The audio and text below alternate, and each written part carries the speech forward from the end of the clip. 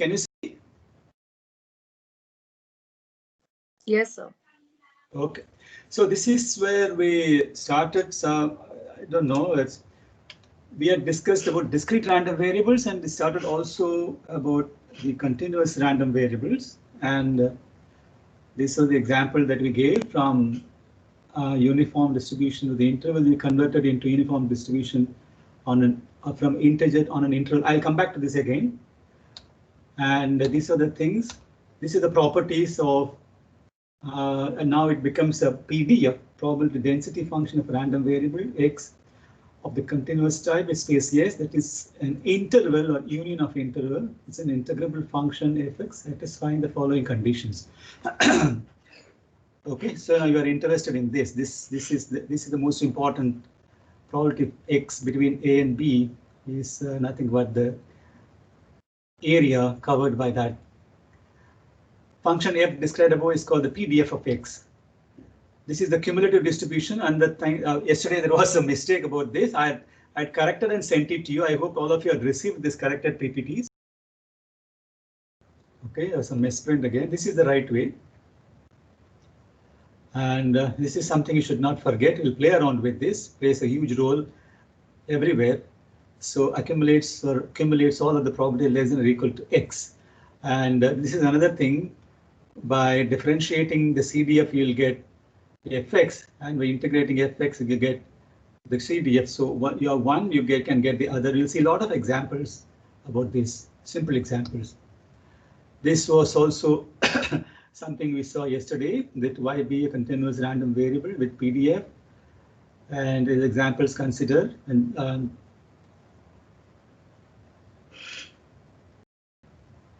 I sent you all this. Okay, note that this was some discussion about this. Then there was, remember, PDF is not a probability. Okay, density is not probability. Somebody asked this question. So that need not be equal to 1. The restriction is the area between the PDF and the x-axis must never exceed 1 and must equal 1, because this is equivalent to the sum of the probabilities that we saw with the discrete variables. The sum of the probabilities can never exceed 1. So that is the restriction. It's not the PDF value. Okay, so in one sentence, density is not probability. So for a continuous random variable, PDF even does not have to be bounded. Also, the PDF of a continuous variable does not need to be a continuous function, but the CDF must be a continuous function. It's always a continuous function. Okay, the CDF associates no breaks and is increasing. It is rather non-decreasing CDF. So these are the properties of the CDF, which I'll again say later. However, the CDF associated with a continuous random variable is always a continuous function. Okay, so all this stuff slowly, because this leads us to another important thing that we will learn slightly, and then I will introduce that concept after I have introduced statistical inference, testing of hypothesis, and all those stuff. I'll bring back everything. I had thought of introducing the whole stuff here itself, but it's quite likely you may forget, because testing of hypothesis, statistical inference will come up for quite a few classes. So I will have to recall everything. So that could be a waste of time. So I thought, let me take this one up after I have introduced statistical inference, testing of hypothesis. What is that? We will see. To take you there, I need these examples. What is that again?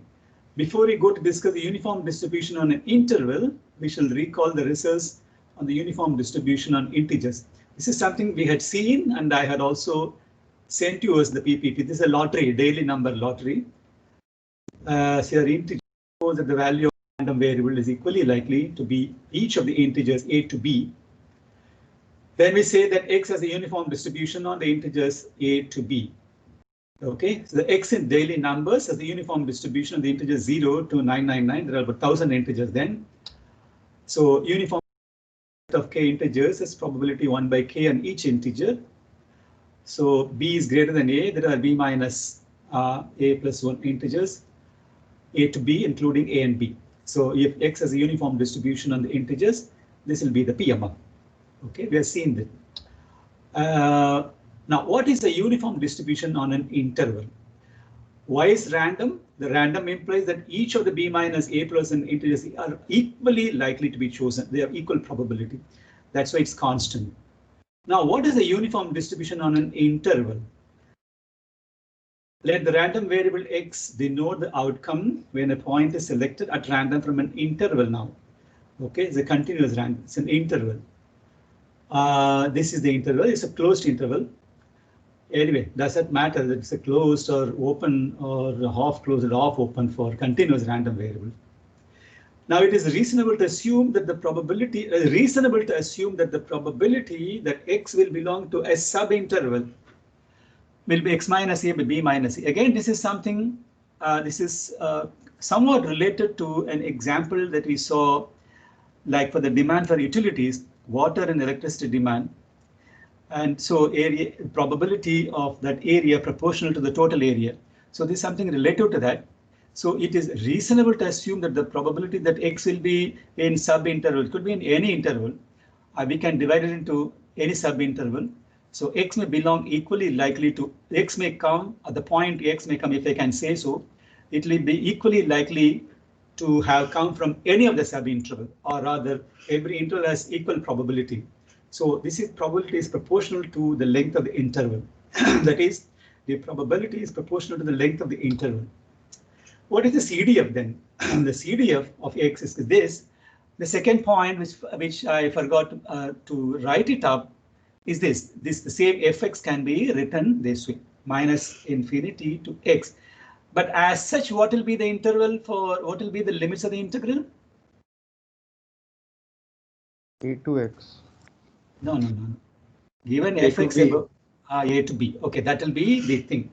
Okay, so from there, by differentiating this, we get the PDF, now the 1 by b minus a less than x less than b, a 0 otherwise. This is very important, as I said.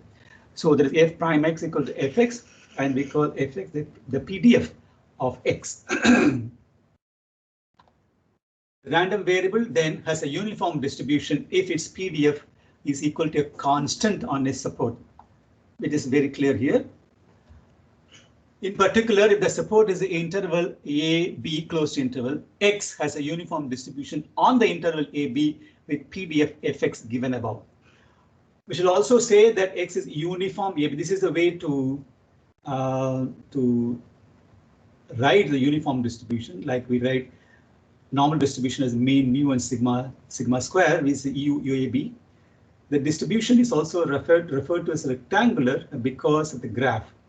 A graph of fx and the CDF fx when a equal to b equal to 1.55 is shown next. Is it clear?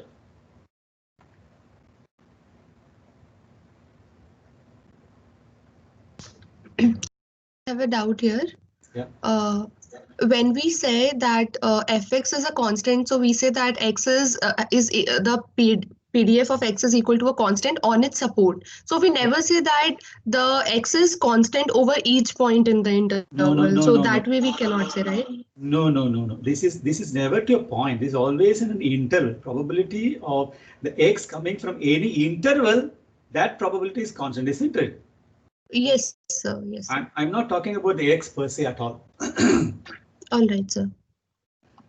Remember, it's always an interval, never a point. Random variable x with the uniform distribution on the interval AB represents the outcome of an experiment that is often described by saying that a point is chosen at random from the interval AB. Remember? The point is random. Yes, sir. Okay, so in this context, the phrase at random, this is exactly what. In this context, the phrase at random means that the point is just as likely to be chosen from any particular part of the interval as from any other part of the same length. This is it. Okay, it's always the choice is about the interval. Okay, which interval? So right. x is likely to come from any interval in the given AB. Okay. Yes. Uniform distribution PDF. If x is the uniform distribution on the interval AB, then the PDF of x is written this way. Okay. I'm again recalling it. Why am I recalling it? How do we show that this is actually the PDF? Note that x must take a value in the interval AB, and the PDF of x must be 0 outside this interval. How do we show this is actually the PDF?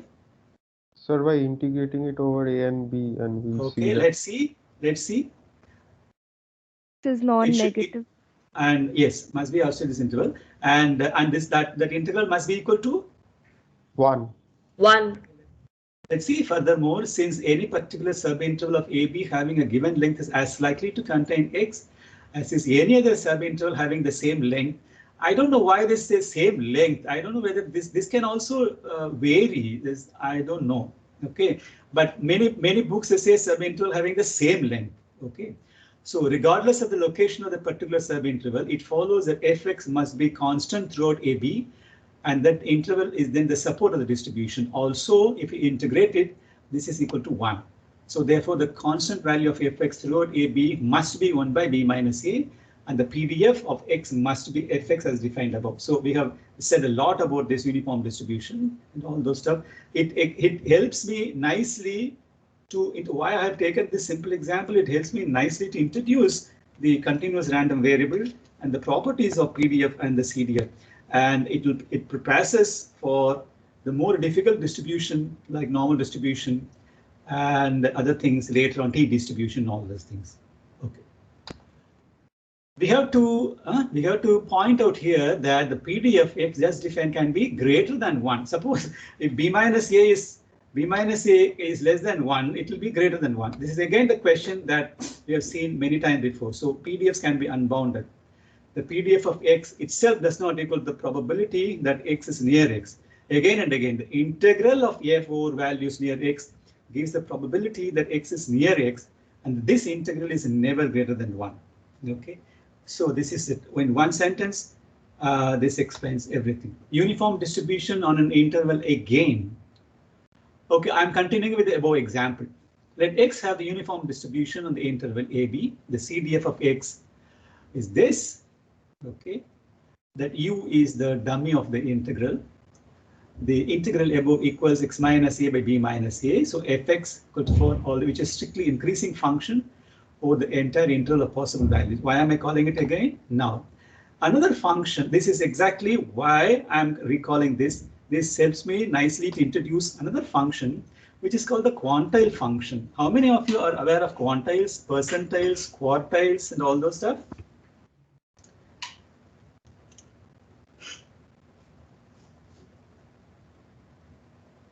Sir, heard of this. Yes, Okay. quartile deviation. And they must have definitely heard of as a test score and all those stuff. So this is the, and right in the beginning when I was saying I'm going to introduce you something, I'll introduce to you the stuff, but we'll take it up in detail when I introduce inference part, because I may need the concept of p-values and all those of you, those who have done basic econometrics will definitely remember the concept of p-values, which is called the marginal significance and all those stuff. So I may need it again. So I'll introduce now the quantile function and take it up in detail after I have introduced statistical hypothesis testing, inference, and all those stuff. Okay, this quantile function. You know, people, you must have also heard about what is called a quantile regression. Have you? No? No, sir. Okay, now read in writing. Quantile regression is the latest toy that in the hands of econometricians. Okay, so a paper appeared in Econometrica. What is quantile regression? What are the importance of it? How different it is from the ordinary regression? Okay, this is definitely not part of even econometrics 2, because quantile regressions are still not part of mainstream econometrics or econometrics folklore. Okay, we'll talk about quantile regression only after it has come into the textbook. It is still at the journal level. It is very difficult. So, but all of you are interested in theoretical econometrics, there is some subject called quantile regression. Okay, Coiler or somebody is the one who published in Econometrica the first paper. This is an explosion of quantile regression. You can go and check in Google what is quantile regression and the importance. Okay, I urge you to, those who are contemplating PhD in economics, theoretical econometrics in mind, quantile regression is an area where lot of questions can be answered. Okay, so it's related to this quantile function. What is this quantile function? Suppose that X is the amount of rain that will go through it. It will fall tomorrow, and X has a CDF. Okay, suppose that X is less than or equal to X0, we win 1 rupee. And if we lose 1 rupee if X is greater than X0. And we want to make this a fair game so that equal probability of this happening. So probability X less than X0 is equal to 0.5. Okay, now this is the catch point. Suppose we search through real numbers, all real numbers. There will always be a X trying to find one X such that fx is equal to half, because this is a probability is we have fixed that probability. And suppose we find it and we let x0 to be equal to that number. If f is a one-to-one function, what is a one-to-one function? For every image in the codomain of F, we have exactly one pre-image. Okay, you're taking an image and pre-image. Suppose it's say this way in easy language. A function is one-to-one if and only if every element of its range corresponds to at most one element of its domain. Can we say? Yes. Okay, y is equal to x square. Y equal to x square. Function x square is one-to-one. No. No.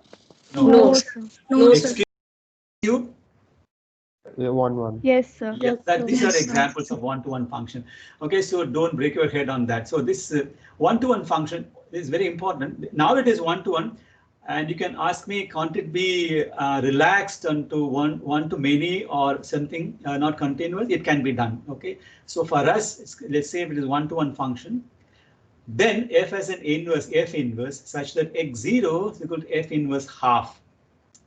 The value we seek in this example is called the 0.5 quantile of X, or the 50th percentile of X, because 50% of the distribution of X is at or below 0 and 50% above X0. This is exactly what. Okay, the point here is you invert the cumulative distribution .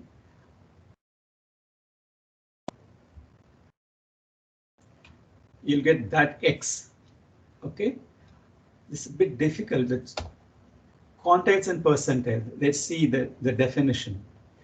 Let X be the random variable with CDF F for each P strictly between 0 and 1. Define F inverse P to the smallest value of X such that Fx is greater than or equal to P. Then F inverse P is called the pth quantile of X, or the 100th percentile of X. The function f inverse defined here on the open interval 0, 1 is called the quantile function of X. I'm not talking about any one-to-one function here, but this is the most general definition of quantiles and percentiles. So I again repeat, you just take this down and we'll come back to this again later with examples. Then it will become clear to you.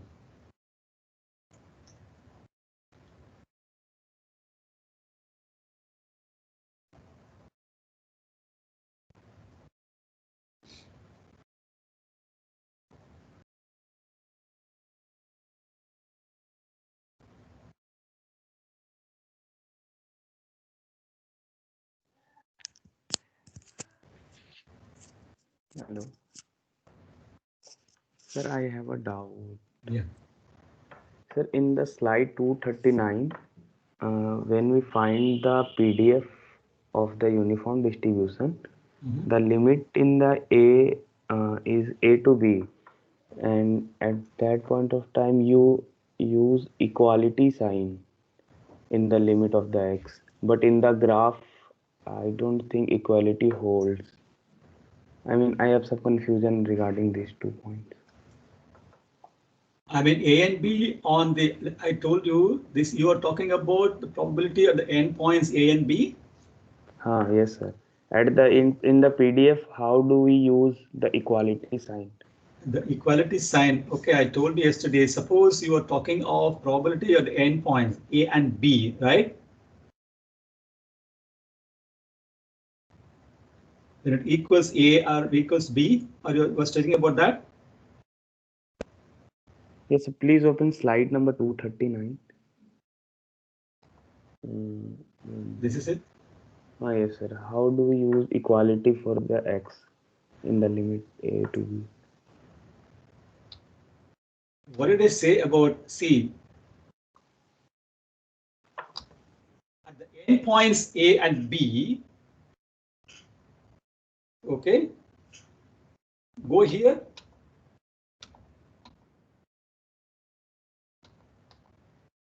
What is it? What will be it when A equals A, x equals A? 0. CDF is 0. And when it equals B? 1. That's what I said here.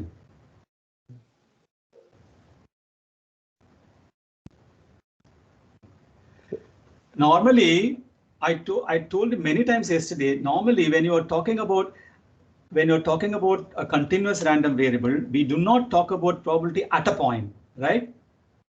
Okay. Okay, so now you are concentrating at a point A or at a point B. Yes, sir. Sir, If you insist, I said 3 answers that are available in the literature. Some people say at a point you gave any arbitrary value.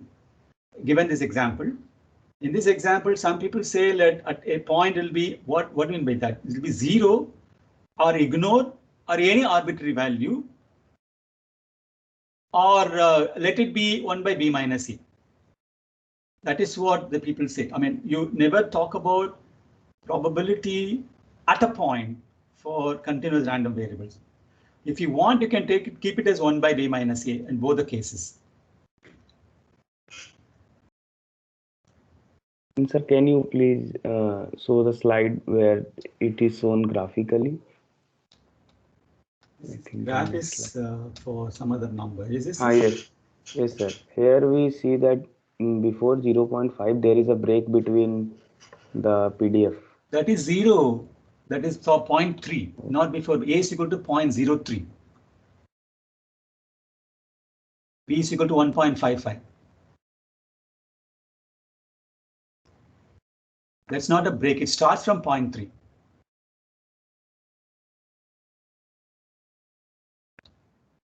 Starts from 0.3. Here before 0.3 it is 0. So between 0.3 and 1.55 it is constant, and after that it is again 0. I put it as 0. Do you get the point now? Yes, sir. And what is a CDF? You see, CDF is 0 up to 0.3, and after 1.55 it is 1. You see?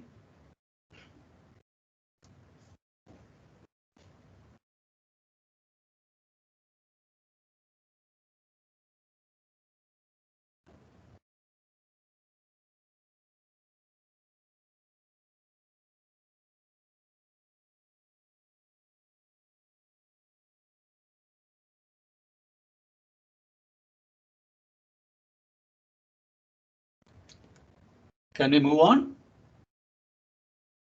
Yes, Hello, sir. sir. Yes, sir. Hello, sir. Sir, so just to clarify, if in a continuous distribution we talk about probability at a particular point, so there are three things. Either we can equate it to 0 or keep it 1 by b minus a or ignore it, right? Yeah, that is normally the case. I have equated to 0. Okay, okay. That's what. Always remember, it is always an interval. In a continuous random variable, probability that x is less than or equal to x is what we talk about. Okay, in this is exactly what we talk about. Px less than or equal to x. Okay. this was the example again. Okay, now this is standardized quantiles and percentiles. This you must have heard of standardized test scores. To select students, universities rely on standardized test scores. Each examinee score is compared to the collection of scores of all examinees to see where a particular examinee fits in. If 85% of all test scores are at or below your test score, your test report will say that you are at the 85th percentile. You must have definitely heard of come across this. Yes, sir. What does it mean otherwise? 15% have scored more. 15% of the total appeared scored more than you. Can we say that? Yes, sir. Yes, sir. Yes, sir. Okay. Now this is it. Now take this example again. CDF of x when x is uniform distribution is okay. The above integral shows x minus a by b minus a. So fx equal to x minus a b minus. This example should explain to somewhat what we have been saying about quantile function. Okay, and which is strictly increasing function of the entire value. Look at this. The inverse of this function, f inverse x. Inverse of this function is the quantile function of x, which we obtain by setting fx is equal to p and solving for x. Okay, what is this p? P is chosen by us. Okay, this is exactly what I said. P is normally called in econometrics at the marginal significance level. It is chosen by the user to be again to be 0.1% or 5%. So this I can introduce only later when we are talking about testing of hypothesis. For now, let it be p. Okay, fx is equal to p and solving for x. If you solve for x, x is equal to pb plus 1 minus pa. So the quantile function of x is nothing but f inverse p, which is equal to pb plus 1 minus p equal to a for p strictly between 0 and 1. So in particular, f inverse half is b plus a by 2. Do you understand this?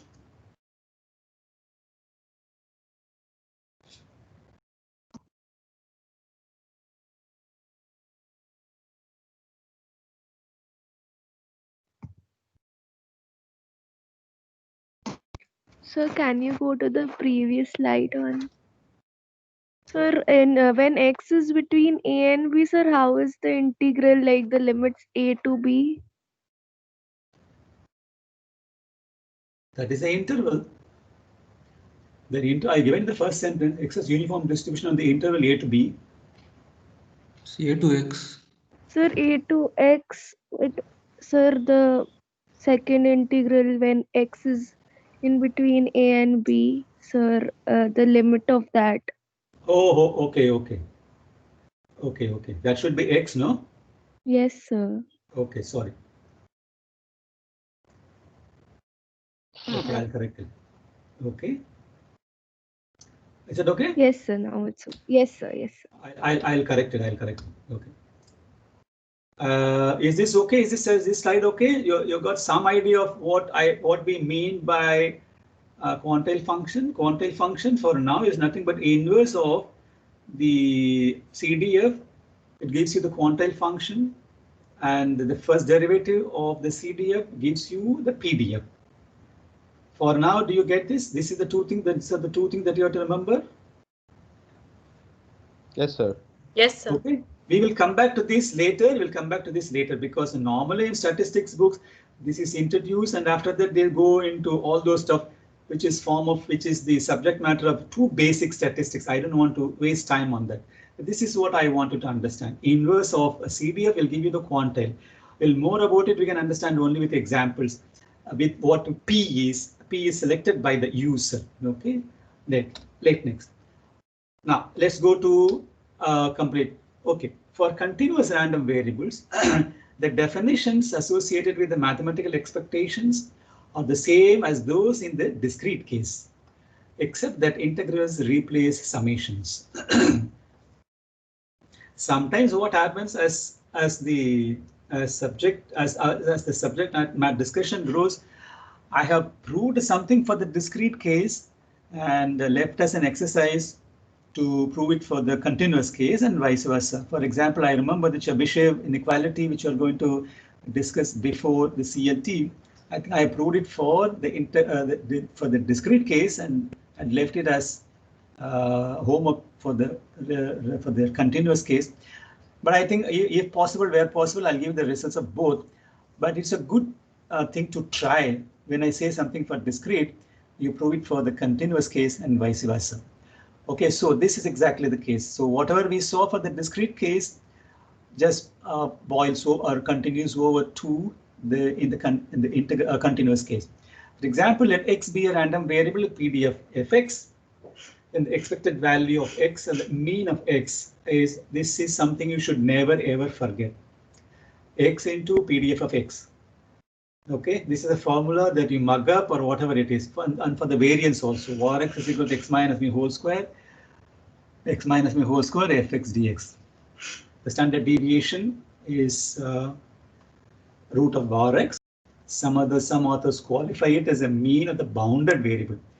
You recall the example in the discrete case where we define mean of a general discrete random variable, and we had taken two examples. When does mean exist? The mean should exist if the summation of all values of x over positive as well as the negative ranges should be finite. So then and only then, at least one of them should be finite. Then and only then we see thing boils over. That's why authors qualify it as a mean of a bounded variable. Why? Mean of the general continuous random variable. Let x be a continuous random variable whose PDF is here. Suppose that at least one of the following integrals is finite. It's exactly as we saw for the negative value, all negative values of x and all positive values of x. Then the mean or the expectation or the expected value of x is said to exist, and this is defined to be at least one of the integrals should be finite. And there it was, at least one of the sums must be finite. The expected value of x is said to exist and is defined to be, if both of the above two integrals are infinite, then ex does not exist. Let's see a mean that does not exist. Suppose that the random variable x has a continuous distribution for which the PDF is as follows. Somebody talked about it, Cauchy distribution. Who is that? Who was that? I did. Okay, what's your name? Drishan. Okay, now you see that for fx equal to 1 by pi 1 plus x square for x between minus infinity plus infinity. This is called the Cauchy distribution.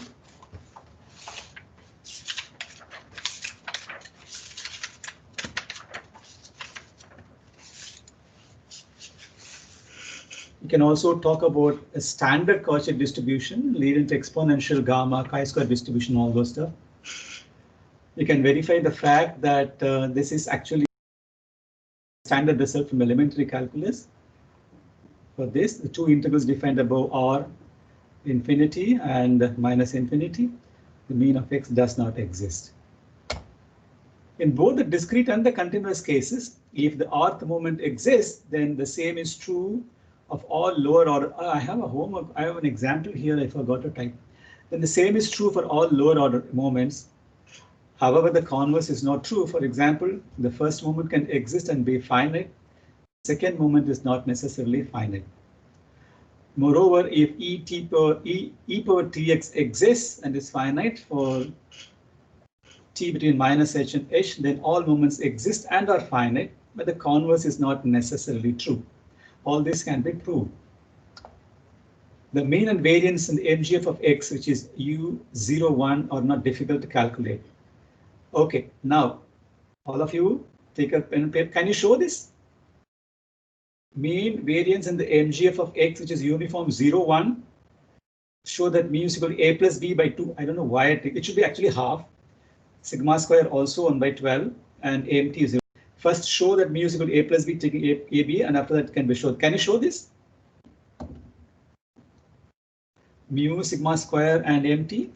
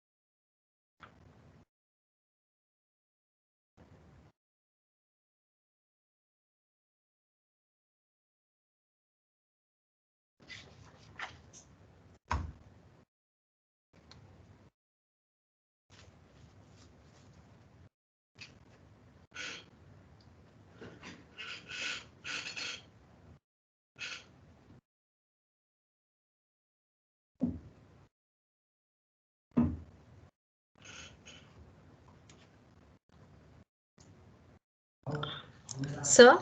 Okay.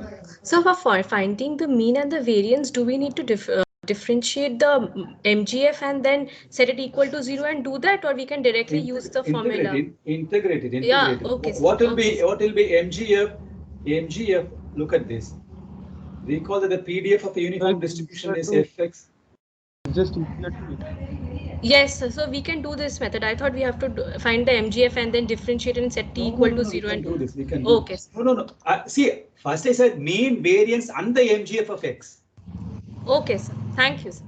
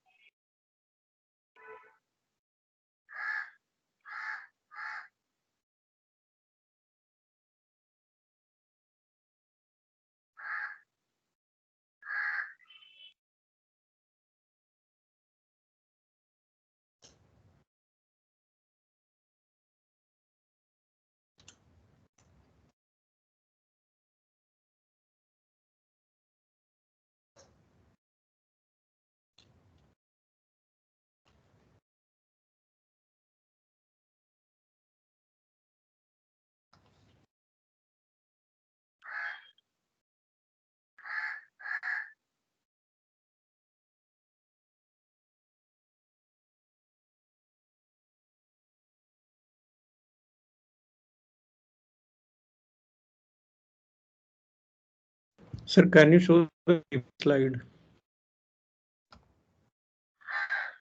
For variance, find EX square. That's the way to go. No. Before that, which shows the MGF part. I want to see that. Is this the one? Yes, sir. Sir, how did we get mxt equal to 1 when t equals 0? What is it? MGF t equal to 0. Yeah. Second one. Yes. Second one. Yes. Sorry? How did we get that equal to 1 when t equals 0? That part. Array, that is very simple. Integrate 1 over 0 to 1. And then no. You are not getting the point. Okay, did you get this now? Yes, sir. I got this and the MGF, like the form. For example, at t is note that what is it?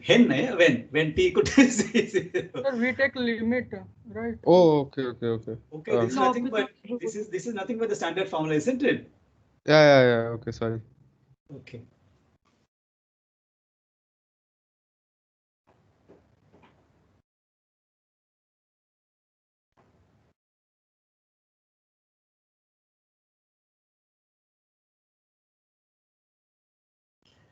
So this is for, actually, I don't know why I did this. This is actually for A and B. If A equal to 0 and B equal to 1, this becomes half and this becomes 1 by 12 and this stays this way. Okay, can you see that?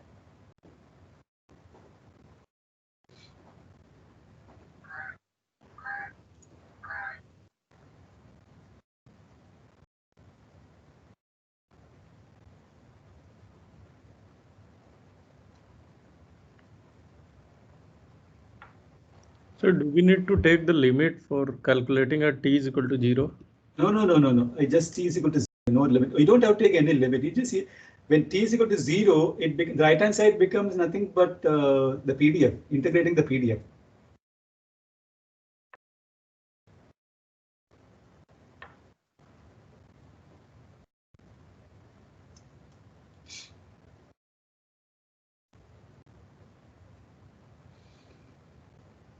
Who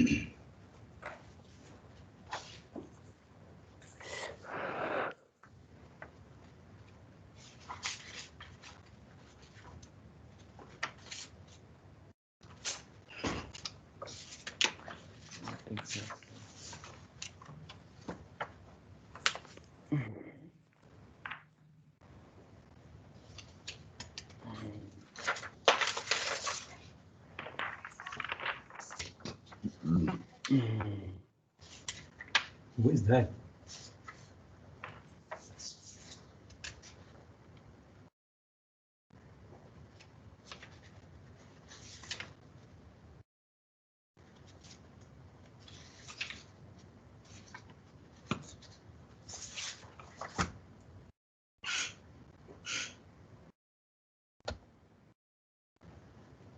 Can you proceed? Hello? You want to take it down or something? Yes, sir. Is this okay? You can check your thing. It's quite straightforward, absolutely nothing thing at all. But there is some slightly difficult one coming up later. Okay. Now this is how you find the MGF, and as far as 0 is nothing but this. Okay. What is this? And if X is equal to uniform distributed over the interval 0 to 1, approximate values. Oh no, this is, I don't know why I added this. Approximate values of X can be simulated with the use of a random number generator. It should actually be called a pseudo random number generator. I don't know how many of your example experience with simulating random numbers. Pseudo random number, because if you keep the seed, if somebody gives you the seed, the random numbers are no longer random. You can reproduce the random numbers generated by somebody else. That's called the seed. iSeed actually it is called, because it's an integer.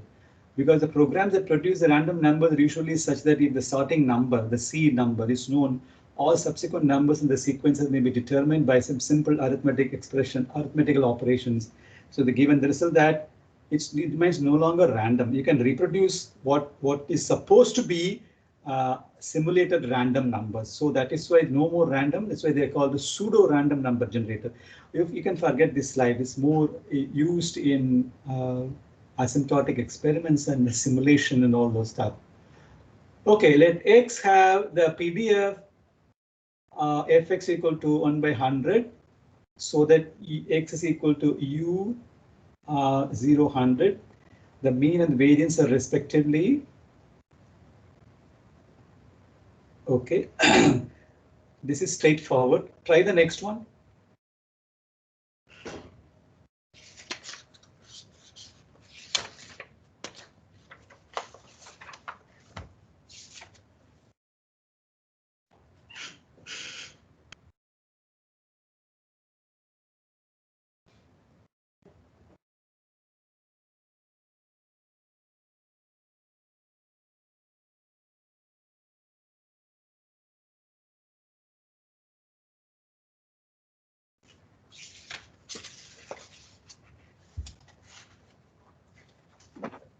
Sir, is the mean 2 and sorry. Okay, what is that? sir, is the mean 2 and variance 2 as well? Variance is also must be 2 if I remember right.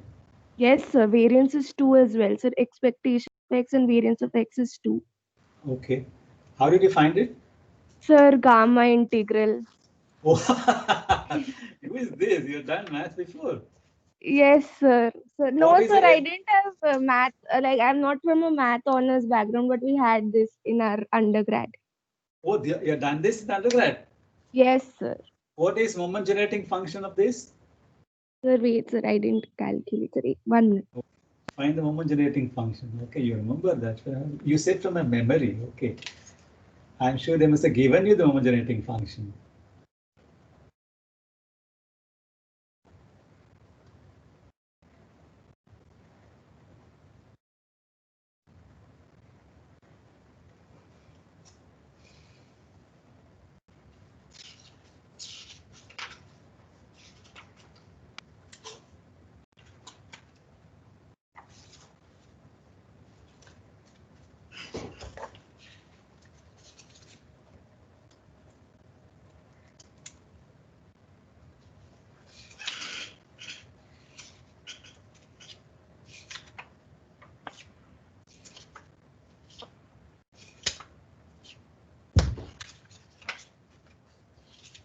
So 1 by 1 minus t or 1 by t minus 1. It might be like. How did you do? There are two things that you have to do now. How did you do? Sir, I just integrated, sir. I know the gamma integral formula, so I just integrated. No problem. No problem. But your ultimate result doesn't seem to be correct. The final result.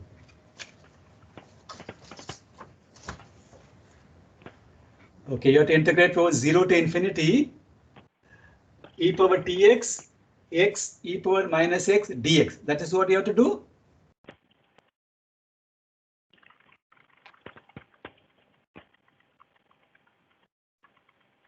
Yes, sir.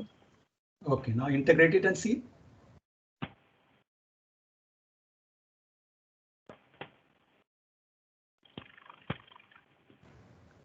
Convert the infinity as to limit, then it is easier to do it. Convert the infinity into limit.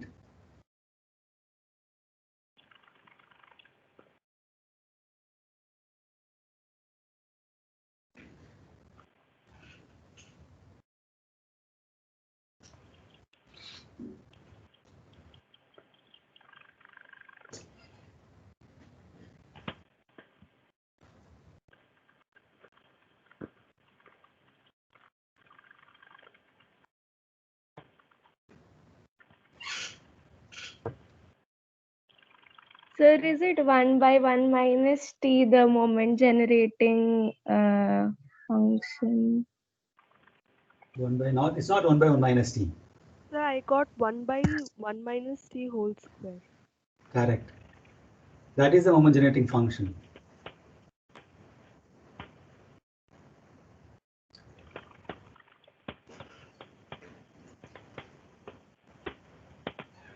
Yeah, just a minute. I'm just coming in a minute. Okay, I'm just coming in a minute.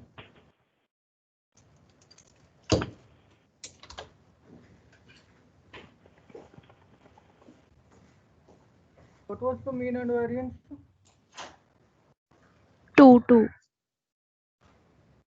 And what is the moment generating function? 1 by 1 minus t ka whole square.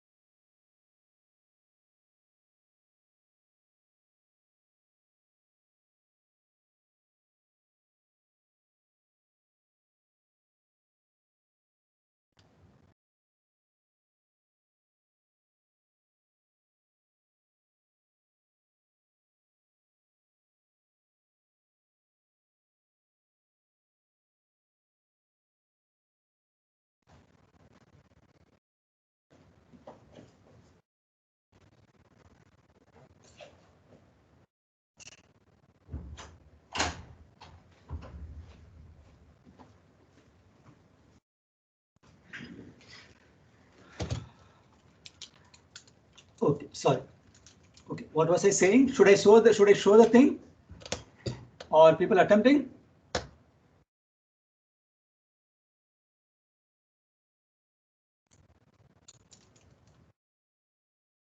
Sir, can you show the moment generating function? I'm not getting that. Did you try through limit b tending to infinity integral 0 to b x e power minus 1 minus t x dx? Did you try that? Yeah. Did you do the integration by parts? Yes. X and dv as the next. Yeah. And the limit of b, both b will go to 0 under only one condition. Okay, let me show the result. Did you do that?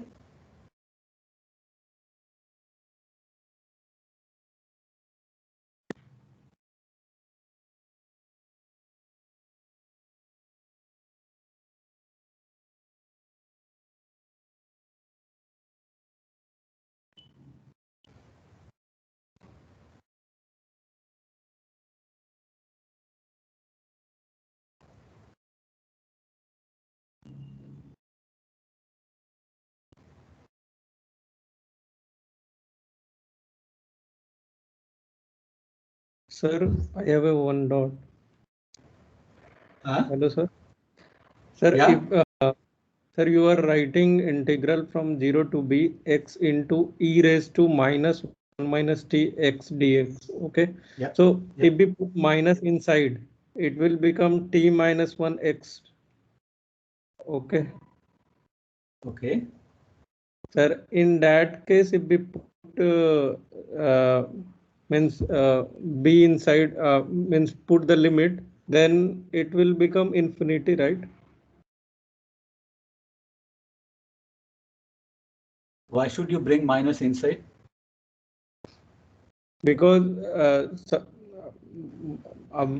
the way I did was my minus was inside. In that case, my integral was becoming infinity. That's why I was saying. And if we No, don't do that. Don't do that. See here.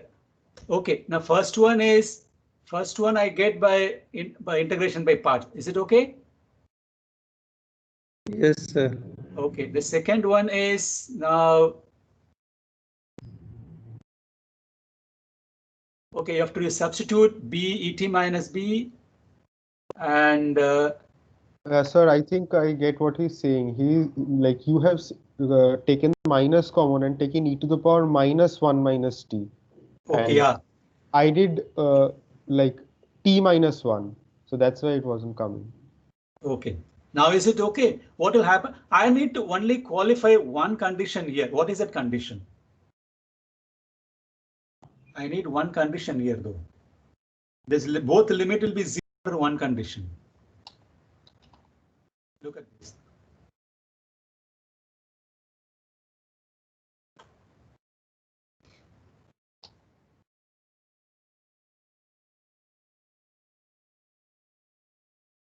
The condition I need is x must be greater than 0.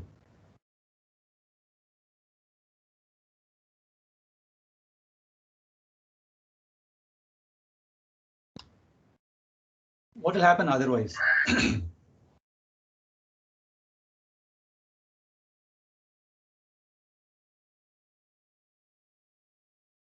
The condition I need is only x greater than 0. If that is the case, this will be the limit provided the t less than 1. Note that m0 is equal to 1, which is true for every MGF. Can you go to the next slide? Yes, sir. Yes, sir. So can we prime. use gamma integral in the exam? Yes. Provided you remember the gamma integral and evaluate it. Yes, sir. We are coming to that. I will use gamma integral later on when I discuss chi-square distribution. Okay. Okay, sir. M prime t is equal to 2 by 1 minus t cube. M double prime t is equal to 6 by 1 minus t power 4. Somebody said correctly, mu equal to 2 and variance also is equal to 2. Okay. Oh, mean and the variance are the same here. Okay. Okay. Now at this point, I had a huge conflict in my mind. What was the conflict?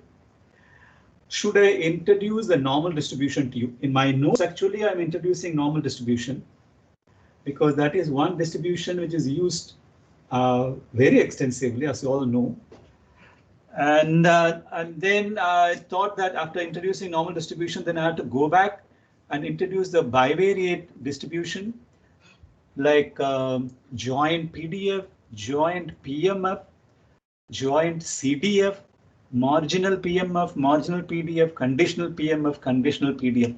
So I thought, let me introduce all those stuff, bivariate distribution, what all I want to say about bivariate, introduce that with a lot of examples. And after that, go back to, after that, start talking about distributions like normal distribution and the attendant distribution like T and chi-square, and also use the distribution that we had seen before, like Poisson distribution and geometric distribution, the exponential. I don't know whether I saw exponential distribution to explain some points later on. So I decided that I would go with the bivariate distributions and then introduce normal distributions. Okay. Is it okay with you? You don't want normal distribution right now, do you?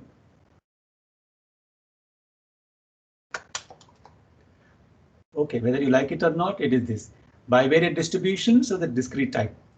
Now we are going to generalize the concept of a random variable to the joint distribution of two random variables. In doing so, we introduce the joint PMF of two discrete random variables and joint PDF of two continuous random variables and the joint CDF for any two random variables. Okay, this is a tough thing. Joint CDF is very difficult. Joint PDF, and here also we'll have a byproduct like marginal PMF, marginal PDF, conditional PMF, and conditional PDF also. Okay, we'll see everything now.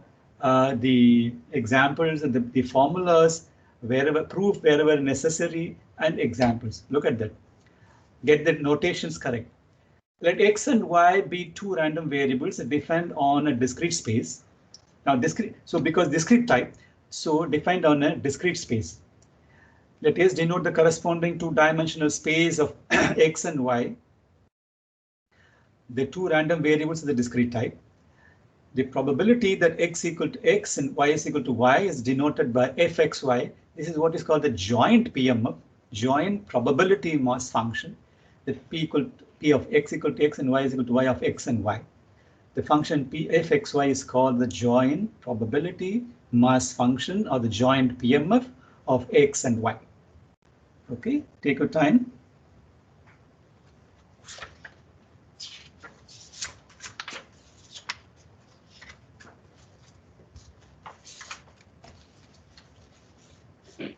Sir, are x and y independent here, or they cannot be No, independent? let us. No. I suppose they are independent. Who is this? Darshan? Sir, Who is Aman. this? Okay, Sir, suppose they Aman. are independent. Suppose they are independent. How can I write it?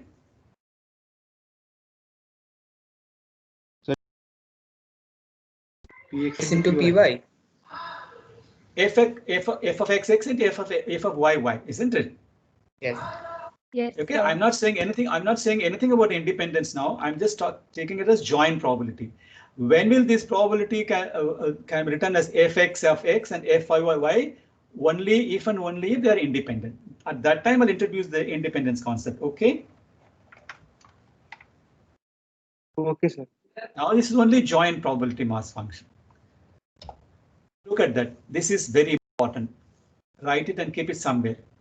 How you understand is a pain. Only it could be understood only through example, which we'll see a lot.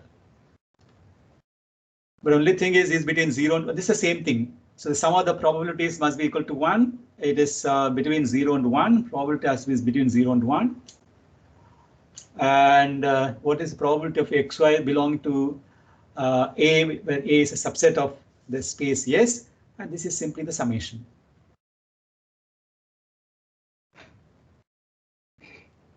Write it and keep it because we'll see some examples shortly.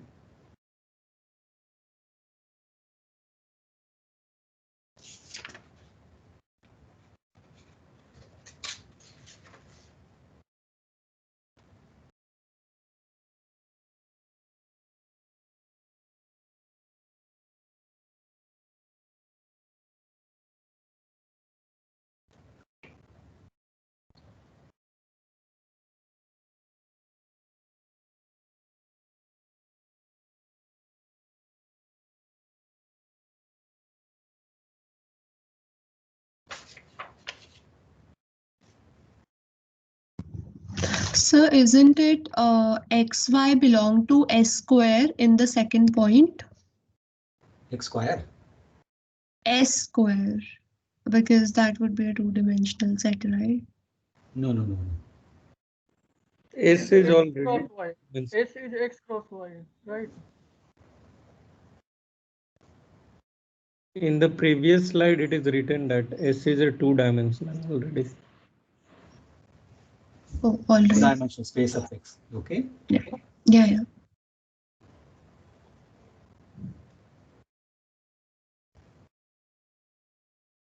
Take this example. Roll a pair of dice, or maybe 6-face dice. For each of the 36 sample points with probability 1/36, let X denote the smaller and Y denote the larger outcome on the dice. Oh boy.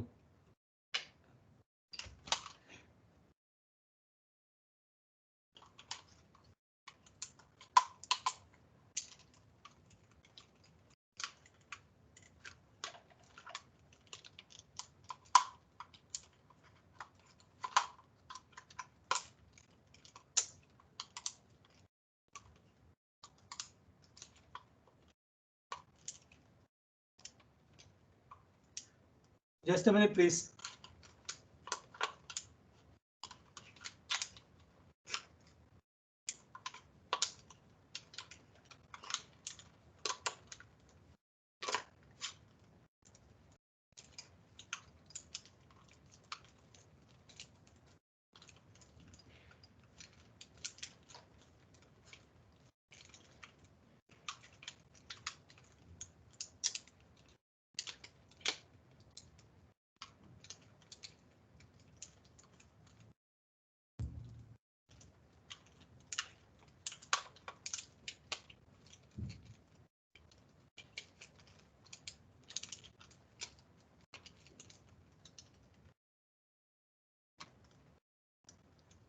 Hello?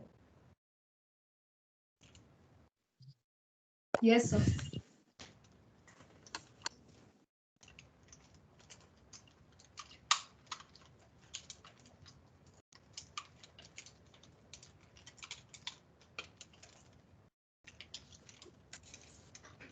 Hello, can you hear me? Yes, sir, you're audible. Oh my God, my headphone is giving, headset is giving some problem. Oh, just a minute.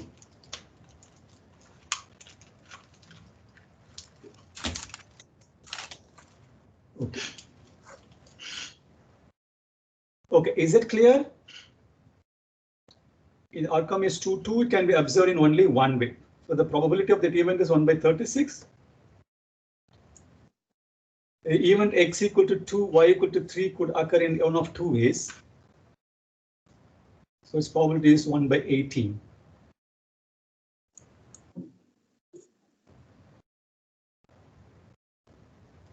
So what will be fxy in this case?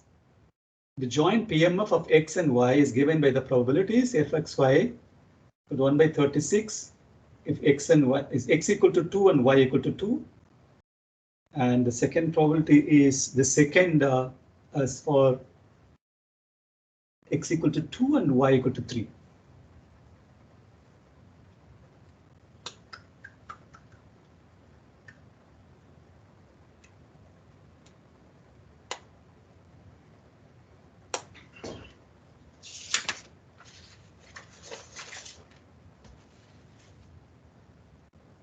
Sir, can you please go back to the previous slide once? Thank you.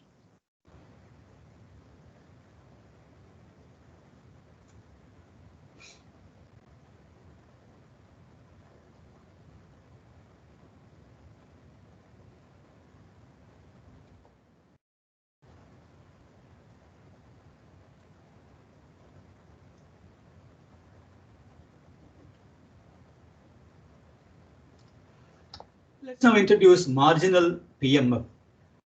At x and y have the joint probability mass function fxy with space s. The PM of x alone, which is called the marginal, the PMF of x alone, which is called the marginal probability mass function, is defined by this. So summation is taken over all possible y values for each given value of x in the space Sx. So this is a summation is over all xy in S with a given x value. Just take it down, but examples will make it clearer.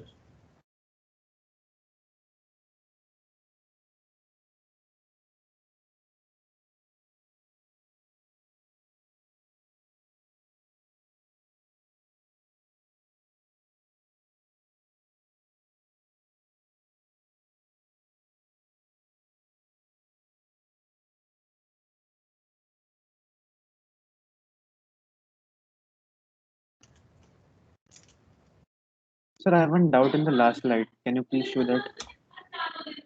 Sir, in the we have shown that x is greater than equal to 1. So, sir, can there will be more than 2 cases out of 36 here? So, because x can be more than 1 and y can be less than 6. So, there can be cases like 2, 3 and 2, 4, 2, 5 also. But x is less than y. Look at that, the two even the observed values. If the outcome is 3, 2, then the observed values are x is equal to 2 and y equal to 3. That is what you are consisting on. I'm not talking about the general one. And this is one way of defining that. Okay, sir. Okay. This doesn't exhaust all the possibilities. You have to consider this with this given, with the event that we are interested in. Okay. Okay, sir. General one. Let x and y have the joint probability mass function if space is with Pm of x alone, which is called the marginal probability mass function. This is it. Now, similarly, one can define the marginal probability mass function of y is defined by this. Somebody asked me about this is the formula. Take this down, take this down. We are going to you see examples and you have to show whether in this example x and y are independent. The random variables x and y are independent if and only if for every x in space x and every y in space y, p of x equal to x, p of y is equal to y can be written as a product, independent product. P of x equal to x, p of y equal to y, or equivalently, fxy is equal to fx of x and fy of y. Then and only then they are independent. If this product is not established, x and y are said to be dependent. Take this down.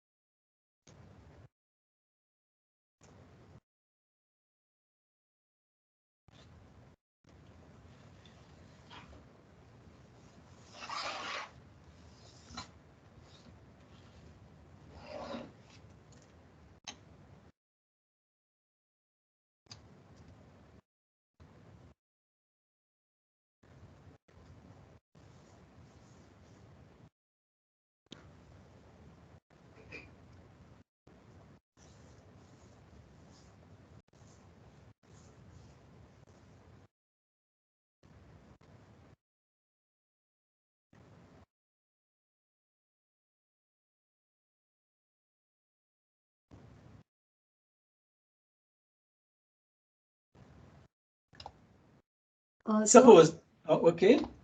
So we can never determine the joint distribution given the marginal probability mass function, right? What is it? What is it? Come again? So like here we are determining the marginal probability mass function from Yeah. the given joint distribution, but it can never be the other way around. No. But this is the inequality. So what's the problem? It's an identity. If suppose I tell you independent, then the product will give you the joint PMF. Yes, sir. Yes, sir. Okay. Look at this. The joint PMF of x and y be xy squared by 13. Xy is this the set 1, 1, 1, 2, and 2, 2. The PMF of x equal to x is equal to 1.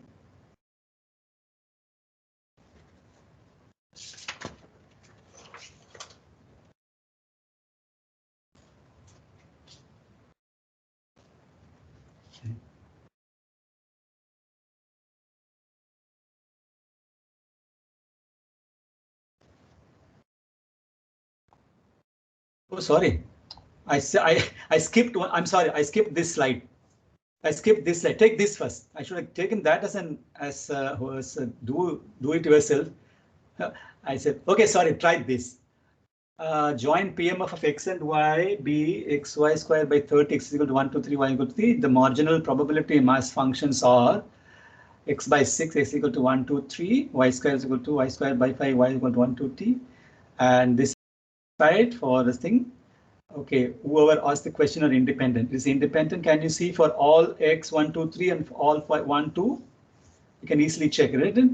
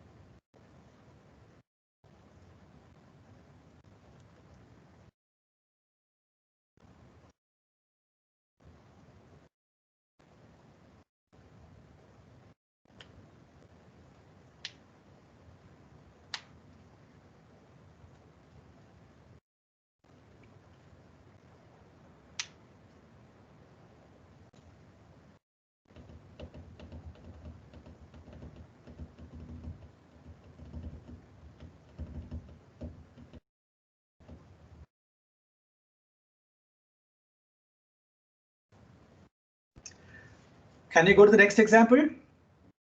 Yes, sir. That's what I showed you that just now. Here you can see x1, x and y are dependent because fx2, fy1 is equal to f21.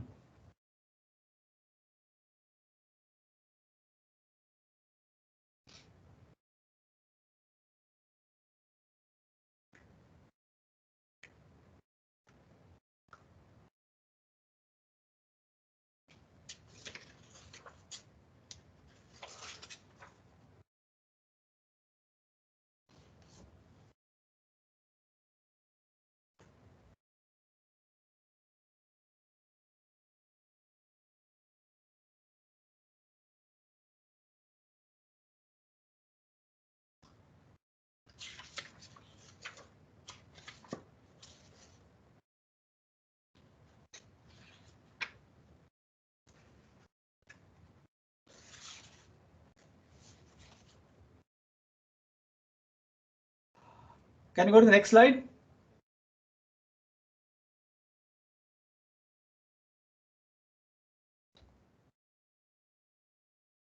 Hello?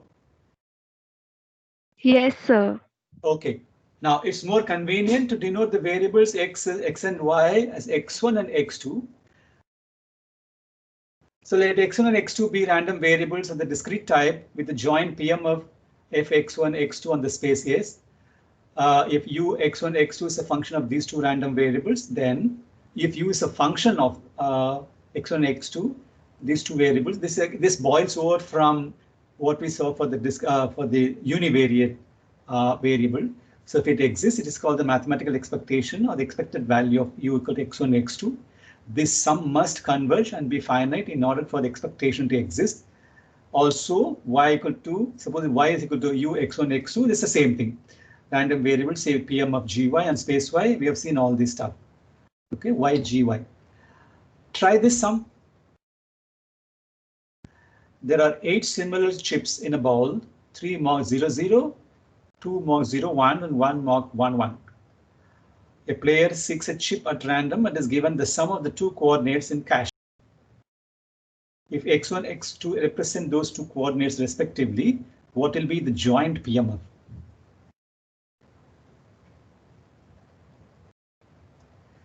And what will be the expected payoff?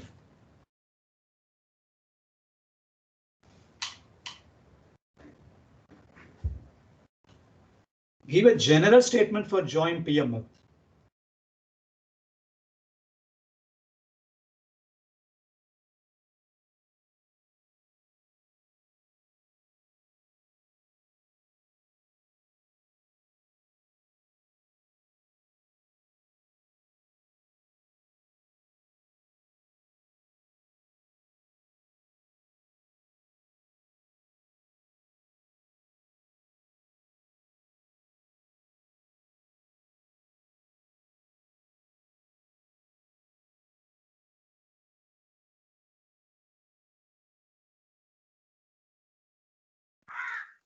Sir, is it 3 minus x by 6 for x is equal to 0, 1, 2 and 0 otherwise? Give a joint PMF, general PMF. General PMF. What I mean by general PMF is equal to when x equal to 0, y is equal to 0, what will be the probability?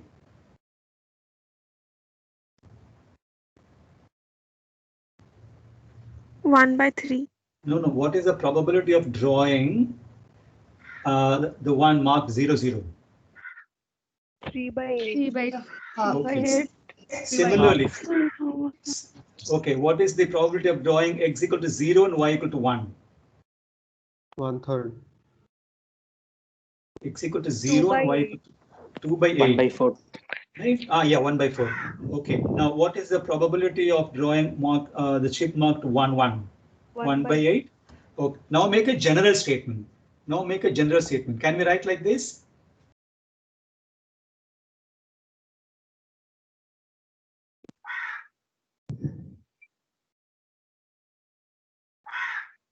Sir, how are there 8 chips if 3 are 0, 0 and 2 is 0, Exactly. 1 and Yes, 1 is 1, 1? So that is I was getting 3 like by 6. The same Yeah. thing by 6. Okay, no. Okay, sorry, don't fight with me. No, the joint PMF is more helpful, that's why. But sir, how can there be 8 chips and only 6 are marked? Yes, sir. No, why is Sir, not how all? Sir, your sample space is not of length 8. No, 3 are marked 0, 0. Yes. Sir, 3 plus 2 plus 1, there are 6 chips in all in the bowl. Yes, sir. Is it there are 2 unmarked or something like that? No, 2 mark 0, 1. So 3 mark 0, 0, 2 mark 0, 1. That becomes 3 plus 4, 7 plus 1, 8. How, sir? One. Sir, there are 3 chips which are marked 0, 0, 2 are marked 0, 1, and 1 is marked 1, 1. So in all, there are 3 plus 2 plus 1, that is 6 marked chips. No, And 3. Now, what I'm here, I think there's a problem. There are 2 chips marked 0, 1, 0, 1. In that case,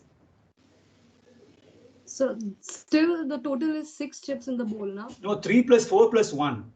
So how so come then there 4? will be 2 marked 1, 0. Oh, there is something missing here.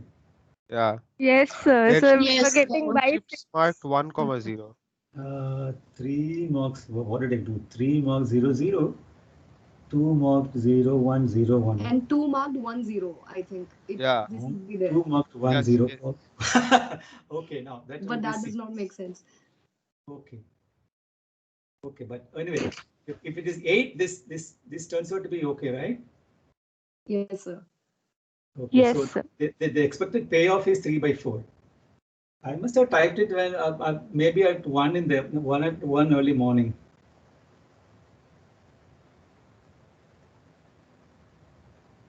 Okay, this another thing to be corrected now. Okay. Okay, now this is okay. Now look at this. Now the following mathematical expectations can be defined. Okay, the mean of xi for I is equal to 1. Go through it. This is all standard stuff. It is very boring. X minus mu I whole square for I is equal to 1 to 2. Then sigma square var xi is called the variance of xi for I equal to 1 to. The mean mu I and the variance sigma square I can be computed from the joint PMF or the marginal PMF. Fxi equal to 1, 2. How are you going to do that? To compute the variance, okay, now, why am I going there? Okay, now that we are introducing one other variable, now there are 2 variables, bivariate x1, x2. This introduces 2 other very popular concepts that are used in statistics, because x1 and x2, they are independent, they are dependent, and what is it? The concept is covariance, the correlation coefficient. Besides mean and variance, we shall now introduce 2 other names, covariance and correlation coefficient. What is the formula? Never ever forget this. Mu uxy is equal to x minus mu xy minus mu y. Then this is the formula. Expected value of x minus mu x, y minus mu y. This will be the starting thing in time series econometrics. Is equal to covariance xy. It's called the covariance of xy. The standard deviations are positive. Then this is the formula for correlation coefficient.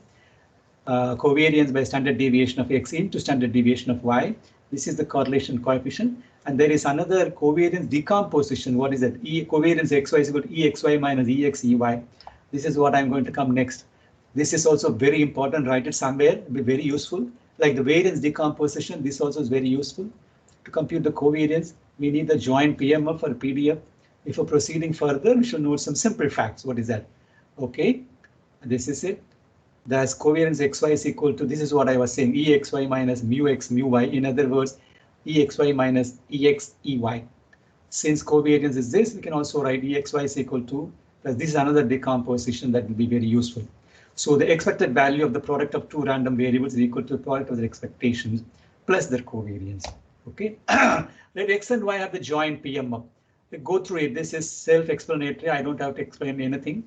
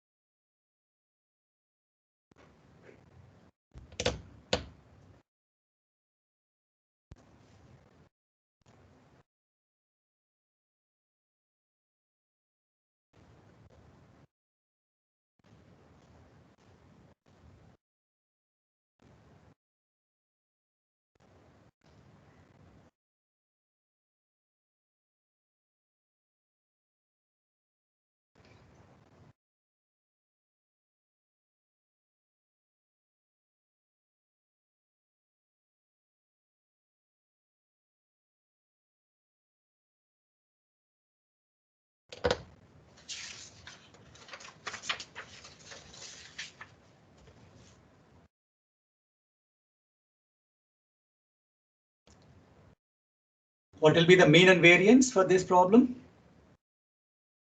And the covariance? This is the mean and the variance. No big deal. This is the covariance, mean and variance of y are respectively this.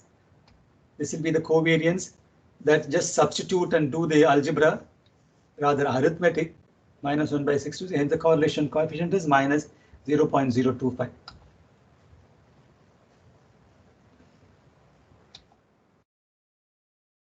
I'll continue this in the next class.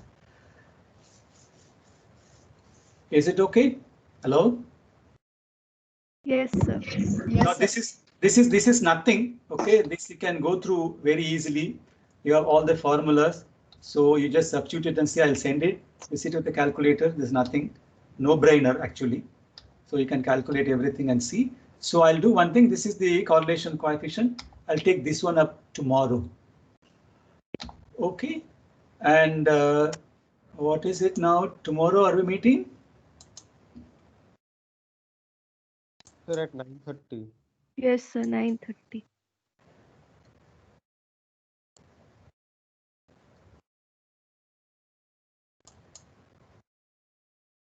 Okay, tomorrow 9:30 we'll meet, and we'll see a lot about conditional distribution. I'll take it up for discrete variable. You know what is there next? Okay. Oh, there's something Cauchy-Schwarz inequality. People have heard of Cauchy-Schwarz inequality? Yes, sir. Yes, sir. Okay, we'll introduce that and show that, and from there we'll go to the conditional distribution, joint PMF, conditional PMF, all for the discrete variable, and then go to, okay, I got a table for explaining to you, and then we'll go to the the continuous. This is bivariate continuous, and then I'll introduce the distributions. Is it okay with you? Okay. I don't know. Download. Yes, download. sir. Yes, sir. Download attendance list. I don't know whether attendance. I see only 26 plus 6. I don't know how many are there out of 63. There are over 32. I'm trying to download attendance list. It's not downloading at all. To your utter joy. Okay. Bye bye. Tomorrow we'll meet at 9:30. Okay. Thank you, sir. Thank you, sir. Bye bye bye bye. Thank you, sir. Thank you, sir. Thank you, sir. Bye bye.